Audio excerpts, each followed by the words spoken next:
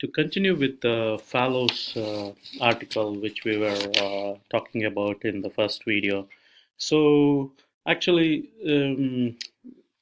we can see that how Frederick List, talks about the first one, how it may not be always good to pursue one's own self-interest. The second point, which we talk about here, is that List makes us to think is we tend to say that there are certain countries that would simply associate with capitalism. When we say capitalism works, we point out these countries, and what would be a classic example of those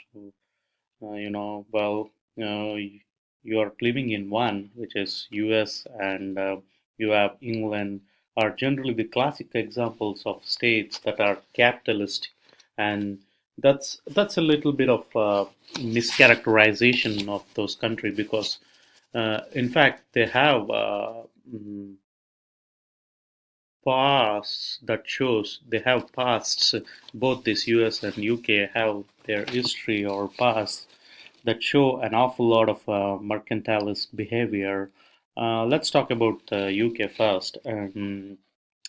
You see, when the UK was first starting to open up global market in the late 1700s or early 1800s and start to become a free trader, they already had the dominance of seas, and which simply means that it's not simply that its own products were so great, but simply that British could also protect its product from pirates and the like. And up until that point, the nascent or the new industries and new manufacturers still had a very strong protection. Only once those industry had started to build up, protected against the foreign goods coming in to compete with them. So then they opened up, right? And by that time, they were making goods as well.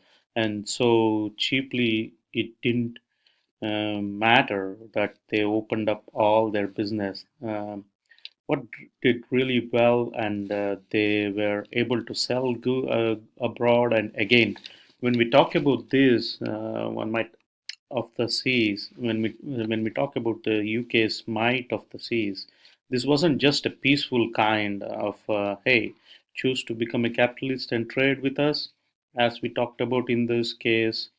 You know, it was not so easy. Like in the case of China, the British were perfectly willing to use that naval power to pry open the foreign markets, like Japan and China. So again, that wasn't just free market. That's very heavy state involvement to ensure that your business do very well. So in the case of US, when the US first started off, they were later industrialized. Everybody essentially was later industrialized than the UK. But we had a very close relationship with UK, and one of the first thing that we did is we said we cannot compete with the UK. We need to protect ourselves very heavily. So from the very beginning, the US had a lot of protection, a lot of what we say trade barriers. If someone wanted to bring goods in from outside in the US, he had to pay heavy tariffs or a tax on it. And that was only to protect, not only, but mostly to protect the US business. Moreover, there was very close relationship between the um, um, certain industry, and our national defense. So the classic example of that would be the Eli Whitney, sorry, who thinks you think of him as a person who invented cotton gin, but he was also um, mass-produced gun muskets, and they actually were not very good, but the US military chose to buy from US producer rather than buy the more efficient British guns simply to protect a nascent industry, right? aid an infant stage business, so that was the choice that they wouldn't have to make. And I have no idea what happened to some of those early soldiers who were out there patrolling Mexican border, or fighting in the war against Native Americans, right? Where those muskets blowing up in their face, and Eli Whitney was laughing all the way to the banks. But the point is, in the long term, it allowed that business to become stronger. The guns became better, and then we had a domestic industry that could produce weapons as well as. So that was in part due to the government buying its weapon from domestic companies rather than choosing to buy abroad. So further critic of so that's one second criticism. So further criticism in follow says it's it's a big problem if you let if you put consumer first. Mm, capitalist capitalism tend to put the consumer first, right? He says, listen, it's perfectly okay for domestic businesses to go bankrupt, all right? Thinking about our car industry or electronics industry, what we really want is for the consumer to have a good deal. And if they can find a better deal in Japan, to find a car there, or to find a better TV in China or Korea, then that's okay, because we really want to service sorry we what we really want to service is the consumer, right? Let the producer fight it out to give the lowest price, and if it's not a US producer, that's a tough luck. A problem there, of course, is that mm, if we might cause your business to go down the drain, to go bankrupt, and that's of course means a loss of job, right? This is something what President Trump is uh, talking about very much, right? Right now, is talking very much right now, and that's why Trump is not an 100% laissez-faire capitalist in all regards. Some of what he is calling for is highly mercantilist. This says don't focus on what this says don't focus on what you can buy, right? It's not like the wealthiest countries in the world are those where people can buy the most, but it is those countries that make the most, and that's was of course the advantages of Europeans versus the rest of the developing world in the in its colony. Uh, the European Western Europeans could build things that it could then sell it to developing world at a huge profit. So let's say that that was our model for success. Let's continue to follow that.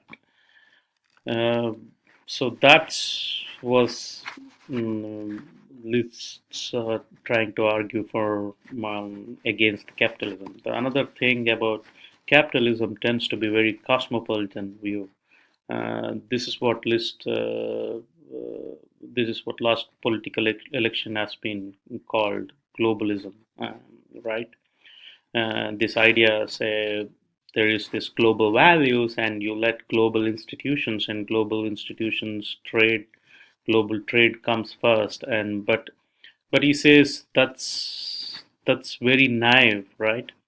You should be looking out for your own. List is of the view that you should be looking out for your own industries first, right? Buy America first. Again, what President Trump is saying. In other words, countries they are not as open at uh, let's say the US or UK. In Japan, they are supposed to or be open, but they tend to buy Japanese car or Japanese have the of the out of sense of national pride. Okay, so Frederick List think of kind of asks you, well, don't you prefer to buy from your own neighbors for few more bucks, even if it costs a little bit more? You might be helping your own local community. You are keeping jobs here or whatever. So if you are kind of a xenophobic, um, well, but at least you are still propping up your economy. USA first, USA first. He says capitalism rests on this promise that everybody can win, and Adam Smith and America have generally viewed business as a kind of thing where everybody can win. If we trade, everybody win. You produce the car, will produce the IT, everybody will have a job. Whoever produces the things the cheapest will do so. If the market allocation itself the way it is, and it's a moral thing in the mind of capitalism to be open and not to be protectionist. List says this is very dangerous. He says this is digging your own grave, right? It's a very naive point of view as to politics and political powers in political economies, as many other countries are not that way. They follow list. Example, Japan did.